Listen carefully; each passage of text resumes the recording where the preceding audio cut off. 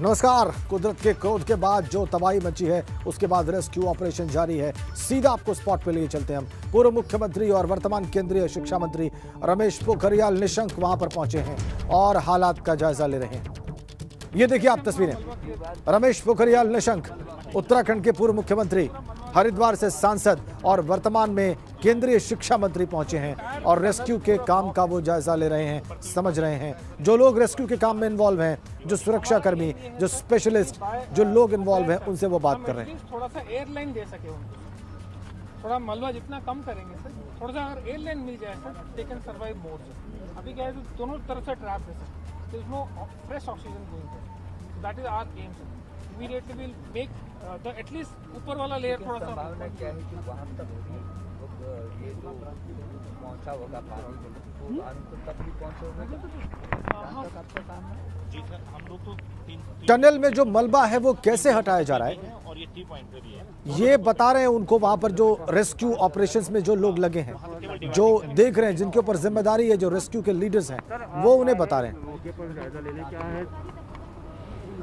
आप तो देख ही रहे हैं और सेना के लोग हमारे जुटे हुए हैं, आईटीबीपी के लोग जुटे हुए हैं, एनडीआरएफ के लोग जुटे हैं, जो विशेषज्ञ हैं वो भी सब आए हुए हैं। और आप यहाँ का दृश्य देख ही रहे हैं कि कैसी परिस्थिति है, किन कठिनाइयों में काम कर रहे हैं। लेकिन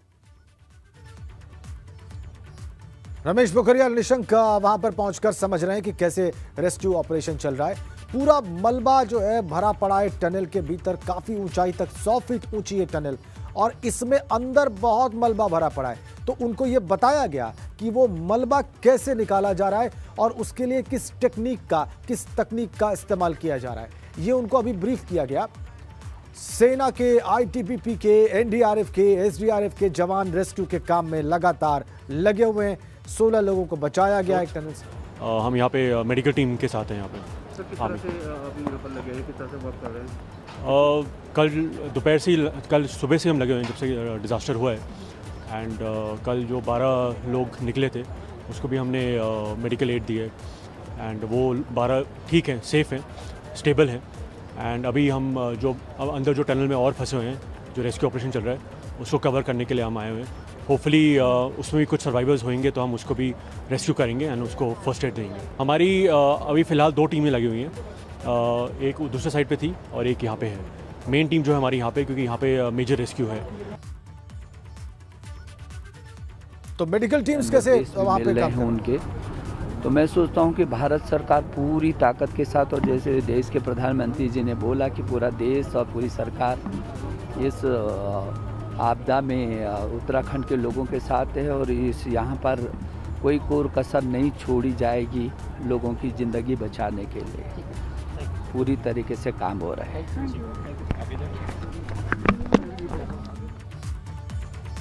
कोई कोर कसर बाकी नहीं रखी जाएगी लोगों की जिंदगी बचाने के लिए, ये केंद्रीय शिक्षा मंत्री कह रहे हैं, जो हरिद्वार से सांसद भी हैं, पूर्व मुख्यमंत्री भी हैं उत्तराखंड के। वो खुद जायजा लेने पहुंचे, हालात की उन्होंने समीक्षा की।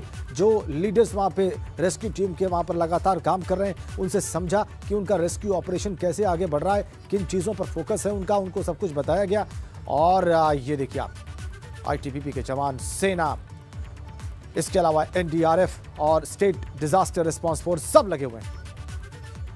अभी ये वाला जो बड़ा वाला टनल है, इसको अब 70-80 मीटर खोला गया है। बहुत ज़्यादा कल मलबा अंदर आ गई थी तो पूरा ब्लॉकेड हो गई है, तो उसी को दोनों जो जेसीबी है वो अंदर जाके निकाल रहे हैं। और करीब 180 मीटर का टनल है और एक आउटलेट टनल है जहाँ से जो 30 से 40 वर्कर्स हैं फंसे हुए हैं कल से, तो उनको निकालने का प्रयास है। देखिए, मैं 2-3 बातें स्पष्ट करना चाहूँगा। कुछ लोगों ने मीडिया में ज़्यादा पैनिक फैला दिया है, उसकी आवश्यकता नहीं है। स्थिति ये है कि कल एक बार का वन टाइम हादसा था। ये जो ग्लेशियर टूटा, उसके साथ पूरा पहाड़ टूटा, बोल्डर्स आए, मलबा आया और वो उसने जो रैनी प्रोजेक्ट था, रैनी पावर प्रोजेक्ट, उसको पूरा बहा दिया। और डाउन स्ट्रीम 5 किलोमीटर आगे तपोवन था, उस पर बड़ा इम्पैक्ट किया। पूरा तो नहीं टूटा, पूरा नहीं बहा। तो ये 2 जगह इसका मेजर डैमेज हुआ है। जो होना था वो कल हो चुका, उसमें आज कुछ नहीं हो रहा है पहली बार। और इसको जो है, पहले प्रोजेक्ट से 32 लोग मिसिंग हैं, दूसरे प्रोजेक्ट से 121 लोग मिसिंग हैं। ये अभी तक हमारे पास फिगर्स आई हैं। इनमें से 10 डेड बॉडी रिकवर हो गई हैं, 3 डेड बॉडी तपोवन से और 7 डेड बॉडी कर्णप्रयाग तक के रास्ते में। हमारी टीमें लगी हुई हैं खोजने में, आगे अगर कोई इस तरह की बॉडीज मिलती हैं तो। तपोवन प्रोजेक्ट पे 2 टनल्स थी, छोटी टनल से कल 12 लोगों को बचाया गया है और वो पूरी तरह सुरक्षित हैं, उनको कोई बड़ी इंजरी नहीं है। जो बड़ी टनल है उसको खोलने का प्रयास किया जा रहा है और वो बहुत लंबी टनल है, उसमें 150 मीटर तक हमारे लोग कल SDRF के लोग, इनके कमांडेंट भी हमारे साथ गए थे, वो जो है और आर्मी के लोग वो 150 मीटर तक गए क्रॉल करके, उसके आगे जाना असंभव था। और वो इतनी बड़ी टनल है तो उसका पूरा मलबा बाहर निकाला जा रहा है और मशीनों के साथ निकाला जा रहा है। उसमें अभी आर्मी की टीमें लगी हुई हैं और उसको मुझे उम्मीद है कि वो शाम तक वो खुल जाएगा। मेरा भाई था यहाँ कल्याण सिंह काम करता था यहाँ पे। अब सुनने में ये आ रही कि अंदर तस्वीरों के अंदर, अब उसका कुछ पता नहीं कि ऐसे हमारे गांव से 6 आदमी थे यहाँ पे, 9 टोटल हमारे उत्तराखंड से थे।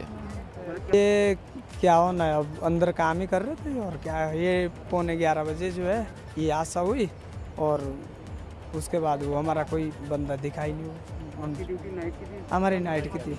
हम सुबह हमारा वो हो जाता, वो सुबह हाँ शिफ्ट चेंज हो जाती है सुबह। इसमें पता नहीं, अब डे में पता नहीं जी कितने होंगे लोग, बहुत सारे आदमी हैं, लगभग काफ़ी आदमी हैं, ऐसा नहीं है। उसमें कुछ कर्मचारी भी है, इंजीनियर वगैरह सब इसमें डे में तो पता नहीं, हमारा तो नाइट में तो पर ऐसे भी कम थे। ठीक साहब क्या बोले, अब हम तो रूम पे थे साहब, हमें तो कुछ पता ही नहीं लगा हमारे बंदे कहाँ गए। हम जब आए हमें उनको बोले थे आपके साथ के लोग भी थे? हाँ जी हाँ जी, कितने लोग थे? 9 हमारे जौन सार के थे और 9 लोग झारखंडी, 19 लोग हमारे ठेकेदार के आदमी थे। ये हमें फ़ोन आया था, एक हमारे वो सुपरवाइजर था वहाँ पर, उसकी घरवाली का फ़ोन आया था, बोला कि पानी बढ़ गया। हमने सोचा पानी कहाँ से बढ़ेगा, मतलब मौसम साहब है पानी कहाँ से बढ़ेगा।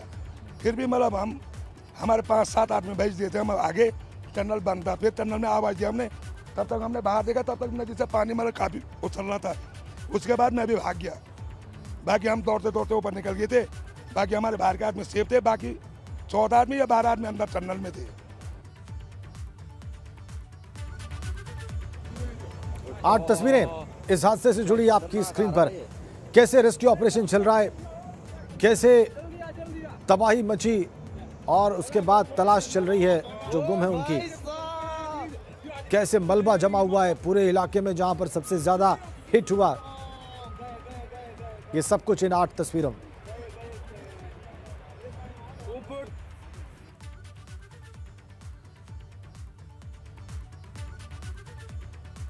और चमोली से एबीपी संवाददाता की एक रिपोर्ट आपको दिखाते हैं किस तरह से रेस्क्यू ऑपरेशन वहां पर चल रहा है और रेनी गांव में कैसे तबाही हुई। रैनी गांव वो जगह जहां पर ग्लेशियर फटा और तबाही मच गई।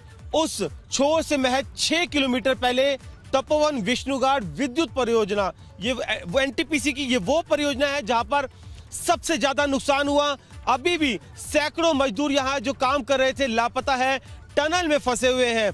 आप देख सकते हैं जो बैराज है उसके ऊपर भी आपको मलबा नजर आ रहा है।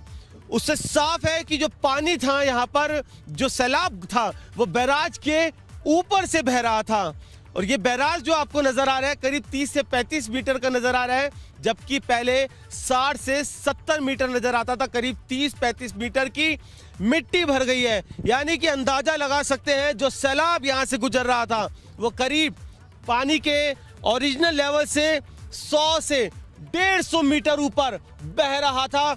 जो कुछ उसके सामने आया उसको अपनी आगोश में लिया, तांडव करते हुए पानी का सैलाब आगे बढ़ता चला गया। और आगे टनल थी, टनल में मजदूर काम कर रहे थे, पानी भरा, मलबा उसके अंदर भरा और सभी मजदूर अंदर फंसे रह गए। बेहद भयावह मंजर। आईटीबीपी के जो जवान हैं टनल को खाली करने में जुटे हुए हैं, लेकिन अभी तक उन मजदूरों का नहीं पता चल पाया। 16 मजदूर निकाले जा चुके हैं। एक बार फिर मैं आपको इधर दिखा दूं, विद्युत परियोजना से ऊपर जो आपको पहाड़ नजर आ रहे होंगे सफेद बर्फ वाले, ये वही पहाड़ है जहां से ये ग्लेशियर जो था वो फूटा, नीचे जो गंगा है उसके अंदर गिरा, धौल गंगा के अंदर, और उसके बाद जो पानी का सैलाब था यूं सब कुछ तबाह करता हुआ आगे बढ़ा और इस बैराज के ऊपर से सैलाब बहता हुआ सब कुछ तबाह करता हुआ आगे बढ़ता चला गया और सबसे ज्यादा नुकसान इसी विद्युत परियोजना को हुआ है। आईटीबीपी ने कल 16 लोगों को यहां से सुरक्षित बाहर निकाला है, लेकिन अभी भी सैकड़ों मजदूर हैं जो कि टनल के अंदर फंसे हुए बताए जा रहे हैं। वो टनल जिसको साफ करने में आईटीबीपी का भी कहना है कि करीब हफ्ता 10 दिन का समय लग सकता है।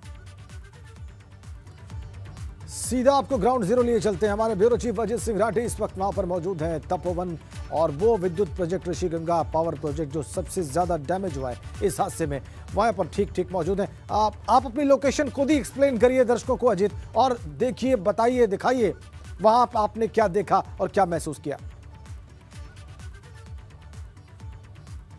राजेंद्र, मैं इस समय तपोवन में हूं और जो विष्णुगाड़ गंगा परियोजना है, जो एनटीपीसी का पावर प्रोजेक्ट है, जो बहुत एक महत्वाकांक्षी पावर प्रोजेक्ट है, तो मैं उसी के पास हूं। मैं एक बार फिर अपने सहयोगी कैमरामैन प्रमोद वाजपेयी से कहूँगा कि वो जरा नीचे दिखाए कि किस तरह का कल भयावह मंजर था और कैसे वो पानी आया और किस तरह से उसने जो भी उसके सामने आया उसको बिल्कुल एकदम हवा में उड़ा दिया और एक बड़ी जान माल की एक हानि कल ये हुई है। लेकिन गनीमत राजेंद्र में ये है कि कल से एबीपी गंगा अपने दर्शकों को ये साफ साफ बता रहा है, क्योंकि हमारा काम है निष्पक्ष भाव से खबरें दिखाना, न कि भय फैलाना। वो एक टाइम की जो आपदा थी वो एक ही टाइम रही, बस गनीमत यही रही और ईश्वर की कृपा यही रही। और उसके बाद जितना उस समय नुकसान हुआ उतना ही हुआ। मेरे सामने आप देख सकते हैं नदी में अभी भी कीचड़ जैसा पानी बह रहा है और ये मटमैला पानी है। ये उसी ग्लेशियर के टूटने का जो असर है, जो अभी तक पानी भी साफ नहीं हो पाया। उधर वो सामने वो पहाड़ राजेंद्र आप देख रहे होंगे पीछे की तरफ, जिस तरफ से नदी का बहाव आ रहा है, उसके पीछे से वो एवलांच आया था जो विजुअल्स में दिख रहा है, जैसे एक बहुत बड़ा ज्वालामुखी की तरह एकदम एक लहरें उठकर आती हैं, जैसे समुद्र में या दरिया में किसी तरह की बहुत ऊंची लहरें उठकर आती हैं, तो उस पहाड़ के पीछे से वो आई।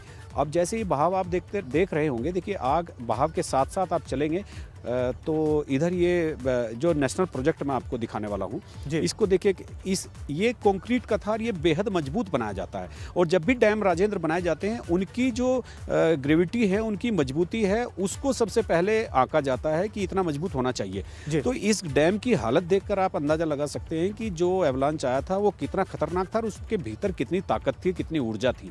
इसीलिए पानी से जो ऊर्जा बनती है, तो इसीलिए कहते हैं पानी में बड़ी ताकत होती है। पानी से बनी हुई ऊर्जा पूरे देश के प्रकाश करती है, लेकिन पानी के भीतर जो छुपी हुई ऊर्जा होती है वो जल प्रलय की तरह होती है और वो बिल्कुल तांडव मचा देती है। अब मैं ये देखिए, आप आगे भी देख सकते हैं, पूरी एकदम तबाही हुई पड़ी है। ये प्रोजेक्ट बिल्कुल एक तरह से ये पुनः निर्माण होगा। जो सरिये हैं, जो रोड्स हैं जो नीचे दिख रहे हैं, जो ऊपर निकले हुए हैं, सब उनके ऊपर जितना भी कंस्ट्रक्शन था वो बह गया। अब राजेंद्र में एक नई जानकारी अभी थोड़ी देर पहले दे रहा था, अपने एबीपी गंगा के दर्शकों को दे रहा था कि ये नवीनतम जानकारी है कि रैणी गांव जहाँ से ये एवलांच शुरू हुआ, जहाँ सबसे ज़्यादा तबाही हुई, तो रैणी गांव जो था वहाँ के एक निवासी थे कुंदन सिंह। उन्होंने 2019 जुलाई में हाई कोर्ट में एक याचिका दाखिल की थी। उन्होंने कहा था कि यहाँ पर विस्फोट करके प्रोजेक्ट्स के पर काम किए जा रहे हैं, विस्फोट से ग्लेशियर्स को खतरा हो सकता है। उस समय हाई कोर्ट ने रोक लगा दी थी, लेकिन एक ऐसी कोई मॉनिटरिंग सेल यहाँ नहीं रही कि उसके बाद ये देखा जाए कि विस्फोट हो भी रहे कि नहीं। हम ये नहीं कह रहे हैं, एबीपी गंगा ये दावा नहीं कर रहा है कि ग्लेशियर के फटने का कारण वो विस्फोट होना है जो विकास कार्यों के लिए किए जा रहे थे। तो ये भी इसकी पृष्ठभूमि में एक इनसाइड स्टोरी ये भी छुपी है राजेंद्र, कि वो जो एक कहानी थी उससे पहले विस्फोट होते रहे और हाईकोर्ट ने माना। अब आपने देखा होगा गंगोत्री के एक मामले में हाईकोर्ट ने आपदा प्रबंधन सचिव के लिए एक टिप्पणी की थी कि ये व्यक्ति विभाग में रहने लायक नहीं है। गंगोत्री में एक डैम बन रहा था, वहाँ पे इसी तरह के विस्फोट हो रहे थे। उसी जब आपदा सचिव को तो नहीं हटाया गया, जो ईडी थे उसको सस्पेंड कर दिया गया और उसी आपदा सचिव एस मुरुगेशन को फुल फ्लैश सचिव बना दिया गया। मतलब ये सरकार की एक कार्रवाई से आप अंदाजा लगा सकते हैं कि हाईकोर्ट जिसको हटाने की बात कर रही है, जो ठीक से मॉनिटरिंग नहीं कर पा रहा आपदा प्रबंधन की, उसी महकमे का सचिव है, सीनियर आईएएस है, उसको नहीं हटाया गया, दूसरे सबऑर्डिनेट को सस्पेंड कर दिया गया। तो वो अभी भी आपदा प्रबंधन के विभाग के सचिव हैं। तो ये जो एक कहानी इनसाइड की आपके सामने मैं रख रहा हूँ, ये अच्छा, फिर एक दूसरी और कहानी है, लेकिन वो कयासों पर है। 1960 में जब चीन के साथ भारत का युद्ध हुआ, तो उस समय अमेरिका ने यहाँ नंदा देवी ग्लेशियर में एक device, nuclear device device fit की थी जी। और उसमें उसके फिट करने के पीछे एक मंशा ये थी अमेरिका की कि जो चाइना की जो गतिविधि थी वो डिवाइस से पता चलती रहेगी, तो वो डिवाइस फिर निकाली नहीं गई। जब स्थितियां सामान्य हो गई, युद्ध सब बंद हो गए और विश्व जब शांति की तरफ बढ़ रहा था, वो डिवाइस को उसको नहीं निकाला गया, ऐसे लोगों का कहना है जी। तो ऐसा यहाँ के लोग दावा कर रहे हैं कि हो सकता है वो डिवाइस फट गई हो। पिछले दिनों पर्यटन मंत्री सतपाल महाराज ने अपनी बात में इस बात को स्वीकार किया था कि वहाँ जो नंदा देवी ग्लेशियर में जो डिवाइस दबी है वो 1960 का 62 का जो युद्ध था उस समय दबाई गई थी। और न्यूक्लियर डिवाइस आप जानते हैं जब फटती है तो बहुत नुकसान करती है। तो अब ये तो कयासबाजी हुई, लेकिन वो बिल्कुल जो ऑथेंटिक चीज़ है जो मैंने अभी रैणी गांव के लोगों के लिए जो PIL जो दाखिल की थी वो मैं आपको बता रहा हूँ। वो वजह हो या ना हो, लेकिन पहाड़ में ऐसे हादसों की वजह हमेशा विस्फोट रहे हैं। जो डायनामाइट से पहाड़ तोड़े जाते हैं, आप बहुत ही महत्वपूर्ण जानकारी दे रहे हैं, वो पहाड़ चटक जाते हैं, आप बहुत लैंडस्लाइड अहम होते बात हैं। बता रहे हैं हमारे दर्शकों को, बहुत ही महत्वपूर्ण इनपुट आप दे रहे हैं जिसके बारे में हो सकता है हमारे बहुत सारे दर्शक अनभिज्ञ हों, उनको पता ना हो। एक बात ये जरूर बताइए, अभी आपने बताया कि उस PIL के बाद हाईकोर्ट ने इसे स्टे कर दिया था, डायनामाइट के विस्फोट पर रोक लगा दी थी। स्टे में क्या क्या चीजें रोकी गई थी अजीत? हाईकोर्ट ने किन बातों को स्टे किया था, किन कार्रवाइयों को रोका था? नहीं, हाईकोर्ट ने केवल एक ही बात पर फोकस किया था कि जो वहाँ प्रोजेक्ट्स बन रहे हैं वहाँ विस्फोट से पहाड़ों को, चट्टानों को ना तोड़ा जाए। तो वो आदेश लागू हो गया, लेकिन उसकी मॉनिटरिंग करने के लिए एक ऐसा कोई फैक्चुअल सिस्टम यहाँ नहीं रहा जो उसकी मॉनिटरिंग करता रहे, वो रुकी रहे। तो ऐसा लोगों का कहना है कि यहाँ फिर भी उसके बाद भी इस तरह की गतिविधियाँ चलती रही। हालांकि अब चूंकि कल वाडिया के इंस्टीट्यूट से हमारे ABP गंगा की बात हुई है, वो कह रहे हैं कि अभी इसकी वजह नहीं बताई जा सकती ग्लेशियर क्यों टूटा। उनका साफ कहना है, कलाचंद्र साई एक वैज्ञानिक है, उन्होंने एक साफ कहा है कालाचंद्र साई ने कि भाई अब इस समय ग्लेशियर नहीं टूटते, ये एक बेमौसम ग्लेशियर टूटना है, ये भी एक नई जानकारी है। मतलब बेमौसम कोई चीज़ हो जाना, तो यानी जैसे अभी डिजास्टर की उम्मीद हम बरसात के दिनों में तो करते हैं, लेकिन सामान्य दिनों में नहीं करते। अब अगर सामान्य दिनों में जब मौसम खुला हो, उस समय ग्लेशियर टूट रहे हों, डिजास्टर आ रहा हो, तो ये एक अनहोनी है, ये एक अनिष्ट जैसी आशंका प्रतीत होती है। तो ये मैं एक ऐसी चीज़ आपको बता रहा हूँ कि एक बेमौसम एक घटना हुई है, उसका मौसम भी नहीं था।